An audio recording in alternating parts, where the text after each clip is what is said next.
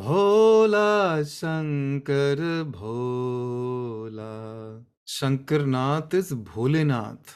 Bholenath means like Bhole Bhale, simpleton, childlike. What does Bholenath mean in every aspect of life? Bholenath, in terms of food, means simple food. What is simple food? Simple food means unprocessed food, vegetables, fruits, and whole grains. When we consume food in its natural state, with least amount of processing, that is life giving. You see, the same wheat, when it is pulverized into a very, very thin powder, the glycemic index of that wheat changes. Nuts, when they're eaten soaked in water overnight, versus nuts when they're eaten in a fried fashion, their effect on our health changes, their bioavailability changes. Our body's way of extracting nutrients is reduced when we go from its natural state processed based. Anything wrong with salt? Nothing wrong with salt if we're eating in its natural state. Rock salt, Himalayan salt, Sendha Namak, sea salt. It has all the minerals in it.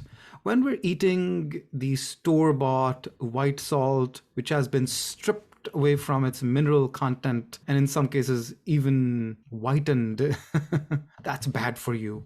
White sugar, when it is eaten in its raw form, molasses, gur, when sugar eaten in its raw form, whether it is jaggery or even drinking sugarcane juice, is good for you. The health benefits are immense. It has high mineral content like magnesium, potassium, and so forth. Obviously, everything eaten in moderation. You can't have a whole meal out of jaggery. But when highly processed white sugar, stripped of its natural properties, which is color, texture, taste, smell, and stickiness, then it has lost all its values. That sugar is poison. Eat as much wholesome food as possible in its natural state. That is like Bholenath of food. What is Bholenath of meditation? Bholenath meditates on itself. Bholenath is just being himself. Bholenath is complete in itself, by itself, as itself. Just being myself meditation is like the